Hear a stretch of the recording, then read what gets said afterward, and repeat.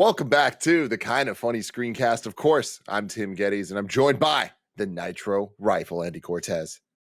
Great morning, everybody. Wow. What shirt is that? I don't think I've seen that one before. This is I got this at the Yeti. I've been buying a lot of shirts at the Yeti. It's a Dark Souls. Dark Souls tee. What's the Big Yeti? fan of the color. It's Yeti. the Y-E and a T-E-E, the Yeti. Kevin. So like they got a little that's they have cute. like a little abominable snowman as their like cute mascot. But they sell just every day. There's like a new kind of gaming T-shirt. Very cute designs. What do you think Not about sponsored. that? I buy them all. Big Kev dog. I like it. It's cool. I wish I could see the shirt more. Oh, there you go. Yeah, I'm liking, bring the desk I'm down. liking Bring your the hair, desk Kev. We got some vol going on yeah, today. the vol in the front's great, but in the back I got a little cowlicks kicking up, and it's like, get down, stay down. What's wrong?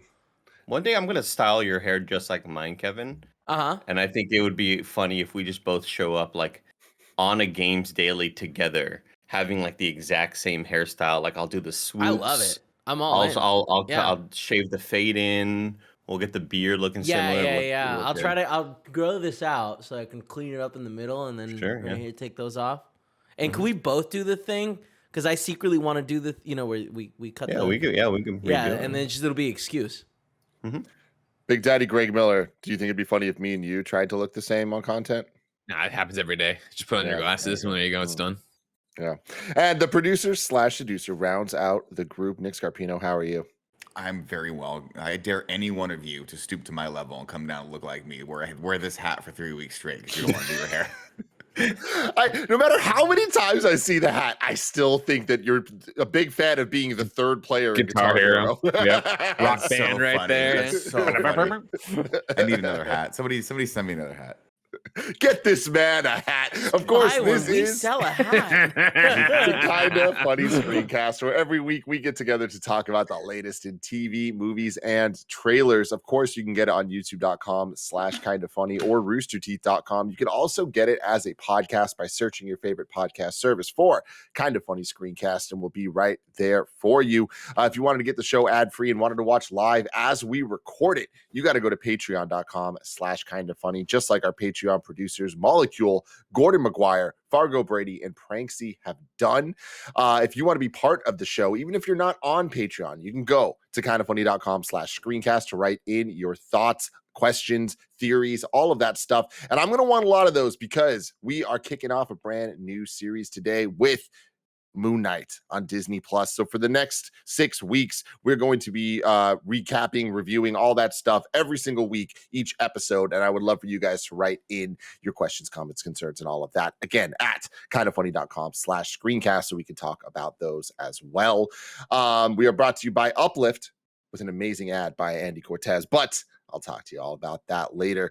I want to talk about the most anticipated MCU project since the last one, Moon Knight. Wow. Now, a fun fact here about this whole thing is this is somehow the longest drought of Marvel Studios content we've had in Phase 4, like since Phase 4 started, which is really crazy to think about because it's only been 3 months since No Way Home.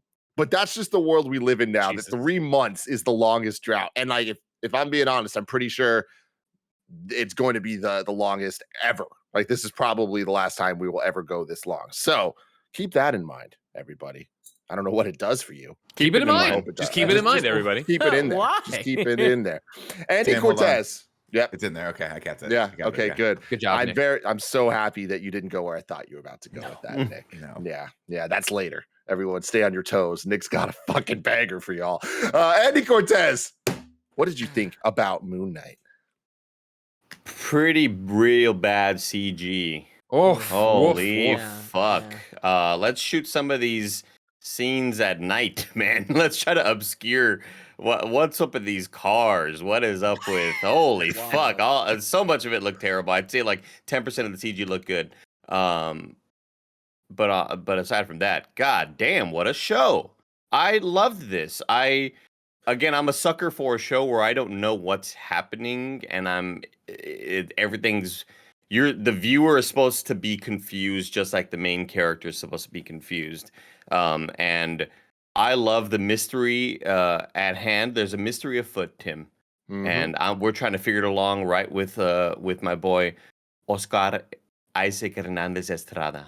Like, what a god! Oh my god, I love just his screen presence. Fantastic.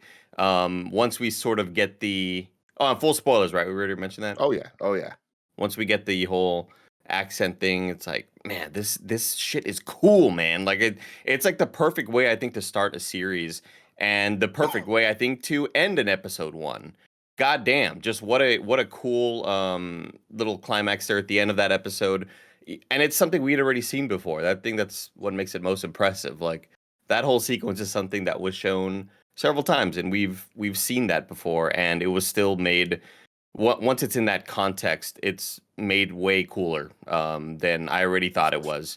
So yeah, I think this is a banger of a way to start off a show. I'm really stoked to continue this. I think the tone is perfect. I think Oscar Isaac is fantastic. Yeah, I'm really digging it. Nick Scarpino. Yeah, I liked it too. I mean, I'm with Andy, right? Where it's a mystery. I don't know what's going on. You're not sure if some of this happening his head or whatnot. And I love that. I think that Oscar Isaac does a great job, and I especially think that Ethan Hawke does a great job of being that super like calm. Like, I think I'm doing the right thing for the right reasons, but I'm actually killing people, and I'm a psychopath villain. And I like their dynamic together. These are two great actors. They're sharing the screen a lot in this episode. Even from the first few shots here that we're getting, you're like, this is going to be a little crazy. Where he breaks the glass and steps on, like, puts it in his shoes to walk around with it. You're like, this guy's a zealot, man. This guy's committed to whatever it is he's doing, which makes it super scary. Tim Geddes. Did you notice that, like, you hear the crunch as he walks later in the episode? Oh, do you really? That's cool. Fucking so yeah, cool. I was Sorry, watching it with these, so I didn't hear too much of it. They're not the best earbuds. But I liked it, and I think, you got a guy like Oscar Isaac in this. It's going to be fascinating to watch him for at least a few episodes. So I was going into this just looking forward to supporting him. I mean, he's just a great actor, and he does the accent well, to the point where I was like, is this the start of the revolution, Andy? That's really what I want. And I want to introduce a new podcast within a podcast called Accents. Who's got them? Yeah, I want you to know, Nick. Accents from around the world. Good day, mate. Accents. Why did you say it? Who's got them? Who's got them? There was a previous podcast within a podcast you created called Accent or Accent. But This is a new one. It's too late. It already had a song. It's gone. It was a great theme song as well, and I just need to go back and figure out what episode. Hey, in review watchers, let me know what episode that was, because that's like one of the few bangers that I thought of right at the moment, and I just don't remember the damn song. Well, you know what? We'll retcon this later, and we'll bring back Accent or Accent in this one. But I thought Oscar Isaac did a really good job, to the point where I actually was like, does he have that accent in real life? Is he like Tom Holland, where the whole time I think he's American, and then he goes, "Oh, good day, mate," and I'm from England. No, that's good. And then so then when Oscar Isaac kicks in with his American accent, I was like, oh, this is cool. This is really, really cool. There's a lot more going on in this than I thought, but he's just fun to watch, and I think the supporting cast is good, dunking on him constantly. I don't know what's going on with the cell phone. I don't know what's going on with the key. All that stuff's very intriguing to me, and it's cool. And that stuff, a couple slights against the episode, I would say, is that stuff is just like more intriguing to me than seeing him in the costume or any of the other stuff that's going on. But I'm sure that'll all play into it, and it'll build nicely. The one thing that kind of got a laugh out of me the entire time, and not in a good way, was the Venom voice that kept happening. Venom. I just thought, I was like, oh, this is so close to Eddie. Why don't we eat this person, Eddie? And I was like, but it's F. Murray Abraham, so I'll give him a pass. The mixing on it was not great. It's not good. It felt like it was like someone recorded it in studio. There was no it's always hard to do that in-head voice, especially when someone's standing. Like, a lot of it, when we first hear it, he's standing outside trying to hold the scarab, and it just sounds fake, because how do you do a voice that's happening in someone's head without it sounding let me tell you how you do it. You spend a lot of money on a Dolby Atmos setup, and that's how you fucking do it, because it sounded incredible. It sounded like on my earbuds. I think it's supposed to sound detached in a way, It does sound really good, because I got the Dolby too, and man. Oh shit! Let me buy that then. Let me fucking. I'll put them up, Andy. I'll install them for you. It'll let the cold in, Kevin, from the ceiling. Hey, well, I got that hole in the ceiling. Re-insulate. We insulate. I'll go up there in the attic crawl space. I'll put more insulation. Yeah. Kev, what'd you think? What'd you think, Kev? Oh man, I really dug it. I had no idea how long it was, and I didn't notice when I hit play. So I was constantly like, "Is it 20 minutes? Is it 40? Like, are we getting an hour?" Like, I was so in the entire time. I think that the way they set it up really did a really solid job grabbing and holding my attention. It did lose me that moment where we see these arguably the worst CG cars I have ever seen. I mean, it's funny because it was shocking. It was shocking. Yeah, not too long ago, we talked about how like Hawkeye. CG cars are like a thing that one of those things you don't notice, but it's constantly being done. And I feel like, man, could they really not have just gotten a car to flip over or take a hard turn? Yeah, or we actually did. I don't think we needed that scene. I mean, even the green screen of him looking over that town, like just so much of it was that whole really section egregious. Yeah. Really didn't look great. But that being said, I want to compliment. There were a bunch of moments where he's walking around different sets where I think the sets look really good, like in the Egyptian museum, outside of his house. Like everything looks like where this Disney Plus shows, I've said often, like the sets just look kind of empty and not like particularly well dressed or populated. Maybe it was that they're more populated. Maybe that's what it was. Because when we see the little Norwegian looking city, there's a lot of people walking around, and maybe that's what we've been missing. Yeah, they got a lot of extras for that, which is good. I agree. Yeah, and I'm sure if that's the case, that it's been a COVID thing. It's just nice to feel everything like it feels like normal, and I'm blown away. I'm so interested. I can't like this episode ended, and I was like stressed about like having to wait a week for the next episode. Yeah. Yeah, I was gonna say I feel like this show had a pretty good budget to it. Like I think the cars aside, I'm surprised. Like if you go back and watch, the most egregious offense is the wood, the giant pine, the log. The log. Oh yeah. When it looks like a PlayStation 1 texture that's not actually separated. The whole thing just looks like one flat image. But anyway, the dog chasing him looked good. And again, this was when we talked about the Halo show, and I was like, I wish some of these action sequences happened at night because you can hide so much more stuff and be more stylized. I like the dog sequence because I don't know if you guys noticed or not, you see his eyes always. Like every time he's looking around, you can see the eyes, but the rest of the dog was like sheltered or shadowed in the shadows. Yeah, it was blurry. Which was cool, and I was like, "This works for me." Like, obviously the big Egyptian god walking down the hallway looked how it looked in the trailers, but I think that scene had a sense of energy, and then I thought it played well with the old lady in the elevator, and they're both terrified of each other. But that was pretty funny. Greg Miller, more like meh night.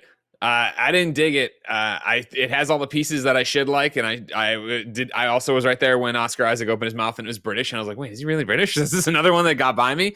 I like him. I like his performance as the bumbling gift shop man. I like Ethan Hawke because Ethan Hawke's Ethan Hawke, but I was not captured by this episode. It's the rare one where I kept checking the time. Like, how much more is in this? Oh, okay. All right. It's going to keep going. I don't know. I can't put my finger on it exactly why. The CG obviously was a problem. I feel the fact that some of this feels like well-worn territory, the voice in the head, the Venom thing, where they're slipping on time. It's like, all right, cool. I see where we're going. I'm excited to get there.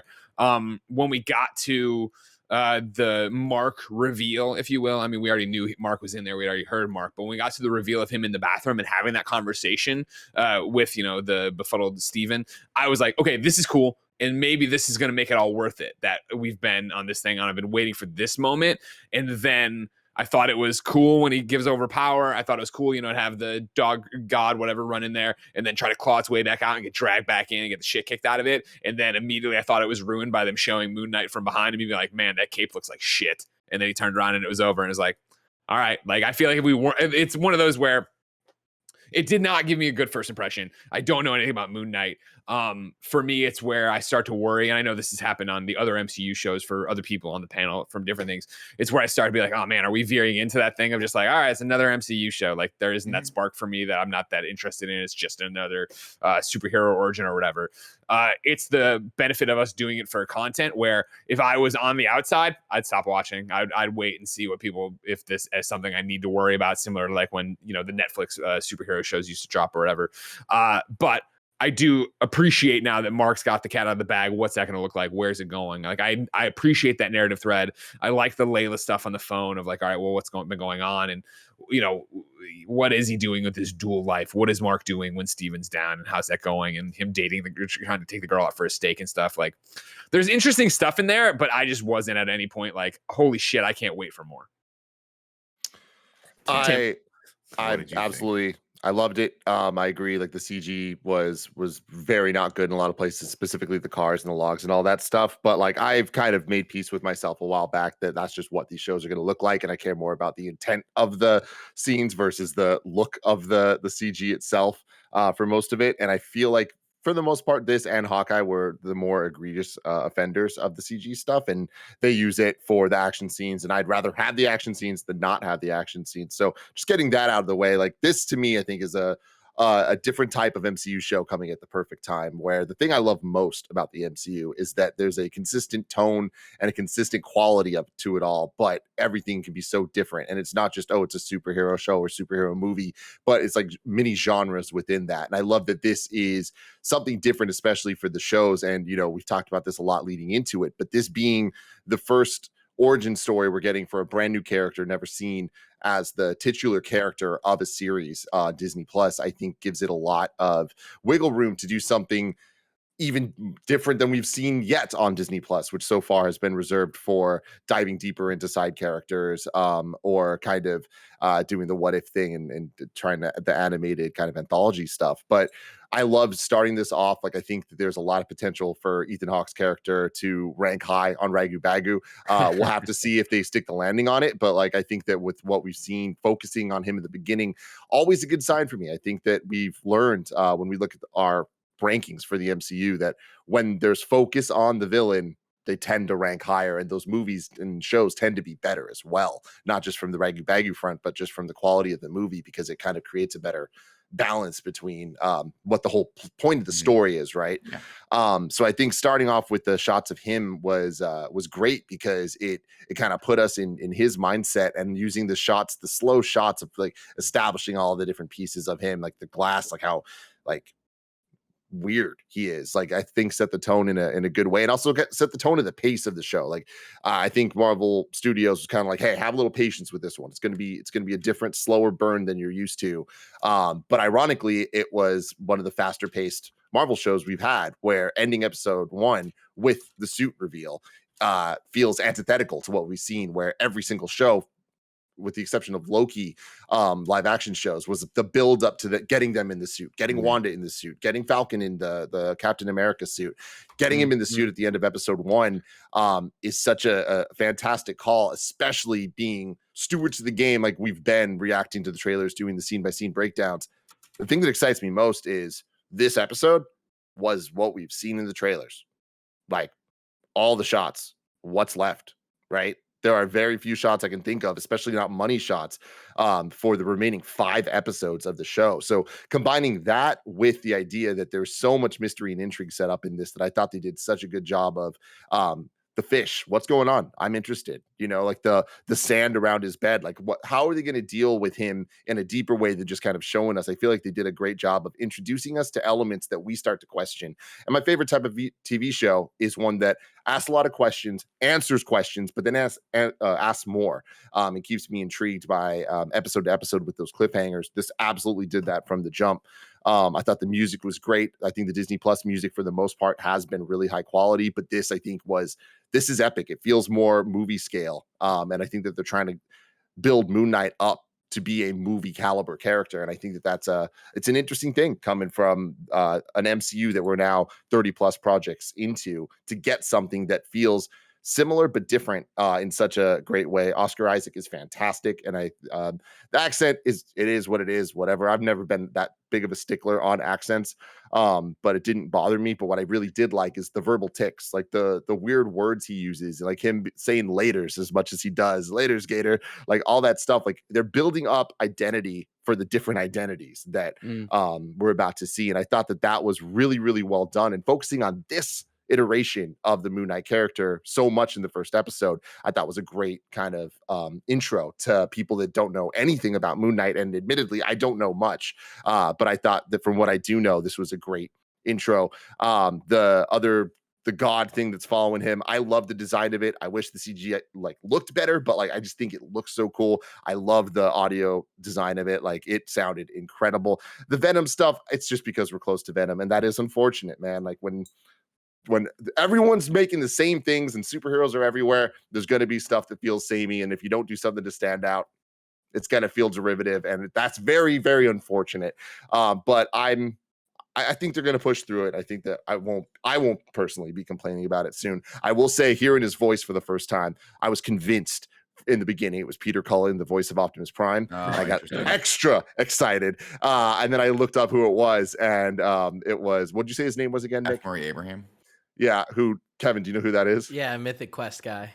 Yeah, it's the writer, the writer from Mythic Quest. And I was like, you know what? Not quite Optimus Prime. He's pretty but awesome. I'll take it. Yeah, very damn cool. Very damn cool. I wanted to second what you were talking about is music wise, score wise. I thought it was good, but the music choices I thought were hilarious too. And obviously, I'm not the fastest on the uptick with some of this stuff, but by the time we got to Wake Me Up, I was like, all these songs are all of sleep themed. That's genius. That's great. And look. Say what you will about the CG for the car chase. I thought the energy was great, and the fact that you set it to Wham was incredible. So there were some fun choices made there. My disappointment though with before you tell me what you're disappointed about, Nick, let me tell you about our sponsors. Shout out to Uplift for sponsoring this episode. I've been using my Uplift desk for well over a year now. I love the thing so much I decided to write a rap song for them. The build quality is real good. It's made of real high quality wood. They didn't ask for it, I just did it anyway. Getting my Uplift desk immediately improved my mood. Whenever I'm on shows, I'm standing up, I'm feeling a lot more energetic. And also I kind of feel like I was just maybe creating some bad habits sitting down at a desk all day. I would move my legs up, I'd sit underneath my legs on my chair, and eventually all that stuff just created really bad back pain for me. Choose from laminate, whiteboard, bamboo, solid wood, butcher block, or even custom solid wood or laminate options. Uplift Desk won New York Times Wirecutter's Best Standing Desk from 2019 to 2022. And while I'm at it, I'm just gonna give them an award as well. Best standing desk that I use in my bedroom from when they sent it to me until now. Uplift Desk have a 15-year warranty. They ship the same day you order with free shipping and free return shipping. So if you've been feeling the effects of sitting at a desk for 8 hours a day, maybe you want some more energy in your life, maybe you want to do squats in the middle of a Zoom call or something, uplift your life. Go to kindafunny.com/uplift. What got you all disappointed, Nick? Oh, it's just the Venom voice. I mean, obviously we've been burned a couple times now. Venom 1, Venom 2, we've heard the voice, and Speak for yourself, to strike brother. that good dynamic between the actor who's kind of acting to no one, because you don't have him on the set when that's happening, right? You're just kind of reacting, and they're filling that VO in later, or maybe you have someone standing in for it. But I just wish they hadn't gone comical with it, because he was like, "Oh no, I forget how he referred to Steven, but he was like the stupid one or the puny or the Weak one? puny one has it again or something like that." And I was like, oh, God, I wish they had just gone a little bit more serious with it, because it kind of brought a little levity to a scene that I thought was actually mounting pretty well. Anytime you have a whole you have that John Wick moment where he's like, where the bad guy's like, I control everything, and then everyone just freezes, and you realize everyone in this town is against you, except the cupcake delivery guy. That guy's just doing his job, and that guy was not part of the cult. But He drove into the city. People need them cupcakes, man. That city freaks him out, but he sells those cupcakes, guys. He's got to pay the bills. They love cupcakes. They fucking love cupcakes in this cult. I just thought that was a cool scene. I thought it had a lot of energy, and they brought some levity to it with that voice that I just didn't think they needed to. It just kind of came off as silly to me and kind of broke it a little bit. But the show overall is super. It has a funner vibe. So I was okay with it. I just hope that they get to that a little bit. They work that dynamic a little bit more in the next couple episodes. I could see why that would bother anybody, really, especially after we just mentioned Venom kind of feeling like shit. But I think it all depends on the tone and how much I'm enjoying it. And the fact that I was enjoying the show, they could have brought in like any voice, and I would have just trusted that it was going to end up okay, because I'm enjoying the ride so far, and I've enjoyed a lot of the decisions that they're making. I think what gets me most excited is, again, this kind of, I haven't felt this way about a Marvel show in a long time. Like having this level of mystery that I'm excited about. I wasn't a huge fan of What If. I wasn't a huge fan of Hawkeye. And this kind of really reminds me of texting your friends and texting my dad and my mom being like, Sunday night, that new show's on. And it feels like an HBO show where there's so much mystery being, sort of introduced into this series. And especially for me, who knows really next to nothing about Moon Knight. And I feel like a lot of people are going to feel that way as well. And then just adding Oscar Isaac and Ethan Hawke to the equation, I think is like such a winning formula already. And yeah, once we get the reveal, it felt like almost like a Zelda puzzle video game type thing when you see the scratch marks on the floor, and you start to see this sort of wires, or you start to see the gears turning in his head. Suddenly there's an old ass razor phone. What the hell's going on? What's your accent? And I had no problem with the accent, by the way, which I'm very happy about, because I think in the trailer kind of put me off initially. And then every next trailer that released, I was like more and more okay with it. And by the time the show came out, I thought it was great. I thought he did a great job. Yeah, it's just sort of hitting all the marks that I want out of a TV show. It's like kind of the prototypical episode 1 that you do, especially with that ending. Again, I already mentioned it, but like the fact that we saw that already and it hit just as hard this time, I thought was really dope. I agree with Tim. The CG on the monster, I don't think it's as bad as I thought it was going to be. I think it's like easily the least offensive CG in the show compared to like along with the dog as well, that's chasing him in that sort of museum near the end. But I love the design of it. I thought it just has this sort of iconic look to it, this really cool sort of silhouette. Except when he's in the bus driving by and you see it on the side of the street. That was a little weird. The motion tracking wasn't too great there. But yeah, man, I don't know. After feeling really underwhelmed with Hawkeye and What If, I'm super stoked to continue this journey. Jumping in real quick there, I think it was that bus that has this, and this is a reference that people caught, the new Rockstars caught on the trailer. It's like the one thing that ties it actually to the MCU so far. On the side of the bus, it's a reference to the relocation program from Falcon and Winter Soldier. I thought it was so it just kind of places it in time a little bit. Well, as soon as Rogers, the musical coming to London. as soon as they mentioned chaos, I mean, that immediately I was like, they don't just throw the word chaos around without much thought. And yeah, and they noted and they mentioned like you're pure chaos when the fucking little tattoos dancing a little bit.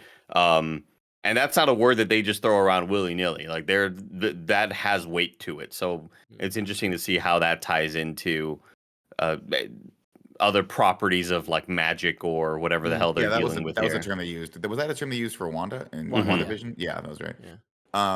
Yeah. There was one part of the episode that stuck out weirdly to me. It was basically from the point the bus on when they're like on the bus with him. I'm like, all right, why don't you stop him there? And they wait for him to get into the museum, and then they're like, we're going to talk to you now. And then he runs away, and then it cuts. And he's just doing his job at the museum after this demented psychopath with his cult just cornered him. I'm like, I guess he really needed that paycheck because he's just over in the bookstore, and then everything shuts down, and then they go after him. I'm like, that was kind of weird. The thing that stuck out most to me, Nick, was you don't know what day it is.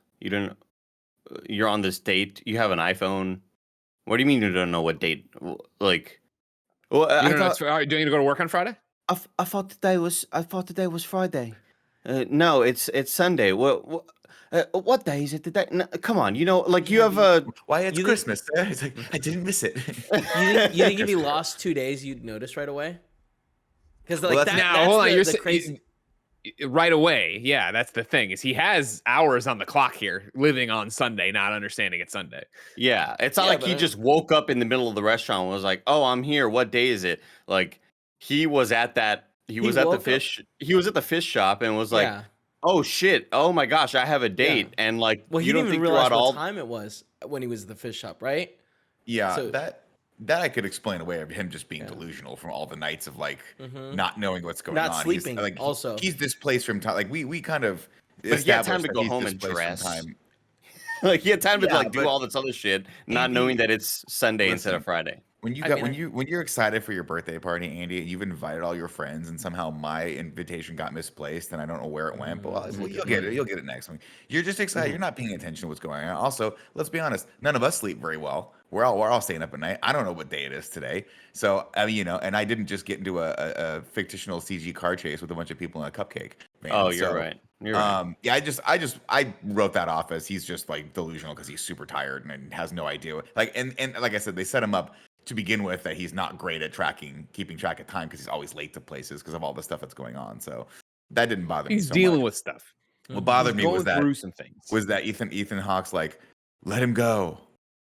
And then 4 hours later is still in the museum. Like, what the fuck? Why didn't you just kill him there? Why didn't you just try to take this care of there? Everyone in the museum works for you. Like, we already established that everyone's like, ooh, I've got a cool tattoo. Do we know that you don't need to show me the tattoo at the end, or just the Anubis looking dude? What's that? We don't know that he's in the museum at the end. I think we hear Ethan Hawke's like he's like, give me the scarab, and they won't tear you apart. Remember? Like he's the voice over the PA. Right. He has the voice over the PA. So they literally he's taking over.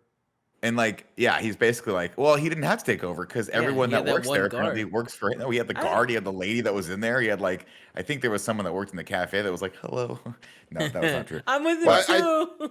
I think a lot of the stuff that doesn't make as much sense is because there's a reason that the cult has been kind of playing him this whole time, right? Like that everyone around him is part of this cult and kind of like keeping him in weird situations. That's not right. I don't think that's the case. The only reason they knew he worked at the shop was that he told the guy. He was like, I'm Steven so and so. I work in the gift shop at the museum. And he goes, because remember he has that line where he's like, I thought that was going to be an alias, but you actually work in the museum gift shop. Like he had no idea until that point. I think the cult is working at the museum independent of him. They're there because of all the Egyptian artifacts and whatever we're building to. I'm assuming we will figure out when we learn more about Mark. I'm guessing he works there because of that, because he knew they were embedded in there somehow. It just kind of read as a little strange to me that I'm like if I wanted this thing that I knew Tim had and I had him cornered and I had 3 people in the museum and I wasn't afraid to approach him in the museum, obviously, even if it was daytime, I wouldn't be like, let him go. He's got a bill to pay. Let him go to work for a little bit. We'll get him later tonight. Well, I just showed up at night. Well, I think that sorry. They let him go because the public walked in, right? Like, a not bunch of people kids that weren't out. Not people that weren't in the cult, like just suddenly busted through the door and suddenly those he's big like, doors opened up. We're not gonna just apprehend this dude here with all these random people from the public just kind of standing around. So I thought that's why they just kind of like, no, we can't do this right now. Let him go. To me, it also seemed like that one security guard was a plant because Steven knew the security guard, right? Because he calls him out by name and then he shows him the tattoo. But then I think everyone else was just like fake people or fake guests that had come in to visit. If I worked at a Starbucks, right, and somebody came in to my work and was like, I'm going to kill you unless you give me this thing that I want, and then they left, I would not continue to stay at the Starbucks. I wouldn't be like, oh, okay, I guess I'll just work. I'll finish up my shift. I'd be like, I'd leave my work because I'm like, he knows where I work. Especially the security guard. Yeah. No, I see what you're saying. The goddamn security guard that works there. Like, what does he get? He must have walked by the security guard a couple times. Be like, hey man, it was weird earlier. We're cool, right? We're cool, right? Over that, I gotta go to work. But I mean, that's whatever. It was fine. It worked out, and they came in and we had a cool scene at night with the dogs, and that was cool. I think I'm most excited for the fact that I've seen some tweets from people that have watched a lot more of it, including a friend of ours, Matt Rohrbeck. And I was worried about their initial tweets kind of mentioning this show takes a while to get into. Like, if you don't trust me, like episodes 1 and 2, you may not be super into them and wondering like, where is this leading? And maybe in episode 3 or 4, I forget exactly what they were mentioning, but I'm stoked that I'm already super into it and I don't have to worry about getting there. I will say that Greg, I'm just asking you to be patient. Just be patient with us. I'm here. Don't worry. I'm locked in. I got nowhere to be. Gotta rank it on the MCU and review. I gotta see it. Yeah, you got a job. Fucking struggle through Eternals. I'll struggle through this. The only thing I want to bring up that I had an issue visually was like, man, the amount of jitter and like camera movements that go on for a bunch of the scenes, it's just like seems egregious. Like it actually made me a little like uncomfortable, which I kind of felt like was the point of it, but still, it just felt like excessive. Like they're constantly moving that camera. Are you talking about when he sort of goes into his like? No. I mean, just like when Just he's a lot of on the it's handheld. van, when he's Yeah. in the truck, like it's all handheld stuff, and it doesn't feel like they're using like anything Well, to I think stabilize. maybe they added that afterward because everything's so Yeah. CG that they kind of just put a little wiggle in the Yeah. camera. Yeah, I don't know. At this point I've kind of like I'm with Tim where I'm like I've made my peace with a lot of the CG in this, but this one I think the strength of this was largely just watching Oscar Isaac do his job. You know. And then a couple other just like Marvel Studio-isms that I always love and appreciate is like I love the way that humor is embedded in all of these things, and no matter what the tone is, even if it's Winter Soldier or Guardians, like there's some type of humor that vibes with my like taste.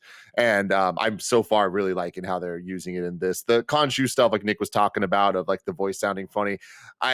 I want to wait and kind of see how it all plays out by the end of it, because like right now I'm kind of like it could go either way. But Oscar Isaac, like as Steven, like he's so scared all the time that it's like rare that he has moments to kind of be himself, I feel, so far at least. But the moments we do get, like I really liked the Avatar thing joke that he made of Avatar, like the blue people. Oh, Yeah. no, like Yeah. you must mean the anime. Like I love that. And him saying London weird. He's like, oh, no one says it that way. Like I like it because it's not jokes. Even I just said it was a joke. It's not jokes. It's just the way he thinks and speaks really quickly. I thought there was humor to it that I felt didn't take away from the drama and kind of like intensity of the scene. I agree, and I think he's got a bunch of those. I really like that's actually crushing from when he's talking to his Yes. boss or whatever. When the boss is like, you'll never be a guy. He's like, that's actually crushing in the middle of whatever other statement he's trying to get out. Good. That was really good. Yeah, I loved that. And man, one of my favorite things in MCU is the dope ass title sequences, and getting the first time we've ever seen the title treatment of Moon Knight at the end of this with like the font, and you see that with like a bazillion serifs on it in weird ass ways. It looked dope as shit. I loved the credit scene we got throughout the credits with the music. Second time we're ever getting the Kevin Feige production at the end, and I'm like, let's go, this is hype as fuck. But I thought that was great. And I always love the unique Marvel Studios intros. So having the one they did for this was a lot of fun, and I think set the tone too. And like Nick was saying, like every single song having to do with sleeping or waking and all that. Yeah. And there was a lot of visuals that kind of like went with that too. Like the probably like the worst looking set piece was the poppy field thing that Andy was talking about, him looking over the field and all that. But again, it looked bad because of CGI, but in terms of like symbolism and like all that shit, I really liked it. The idea of this guy that's confused being in this place that is very reminiscent of like Wizard of Oz, like of them waking up in the poppy field and not really knowing where they are, like just that wake up moment. So like I'm a sucker for that type of reference and stuff, and I thought they did a really good job with it. I'm excited to see as they continue to go deeper into this, fleshing out this part of Earth's MCU. Like we've spent a decade plus really focusing on America, specifically New York, and a little bit of SF. But, you know, as we get into Shang-Chi and start dealing with that whole kind of mystical world that has the entrance on Earth, and then we have Wakanda, obviously, that we've been building out. We know Atlantis is coming soon. It's kind of cool to get this new other not just area but idea that isn't cosmic, isn't street level, but it's like dealing with gods, but not as guardian gods, like earth gods in a way. And all that Avatar talk got me very excited. Kev, what's up? Oh, I was going to say that also led to one of the like what I thought was one of the funniest moments of the dude looking out of the window that he clearly just fell out of, right? And him waving because Steven is he's friendly. And the other guy waving back, and then the other henchman being like, "What the fuck? Shoot him!" Yeah. Tim, I gotta fight you back on this one, big dog. Fight me, bro. Oh shit. The logo treatment at the end, I kind of just nodded along, and I was like, "Yeah, Tim, of course I agree with you," but I didn't know what you were talking about. I had to bring it up. I just nodded. I pretended I knew what you were talking about. I brought up the episode. I fast forward to the end. I understand the thematic nature of being chaotic, right? It has these serifs. It What it reminds you of is the Matrix logo. Like it looks like the Matrix logo, how it's all kind of broken up. It's a miss for me. It's gonna be a no from me, dog. Ouch. Wow. See, here's my thing. I prefer the actual logo that they use, Yeah. but I just like that the show always has the alternate version that kind of fits the tone more of the show more, as opposed to the like, hey, here's the flashy neon looking version that they have. But I'm Credits just a are fan cool. of chaotic serifs, man. Credits are cool for sure. Mhm. Andy, you're cool. Thanks. Any closing thoughts, gentlemen?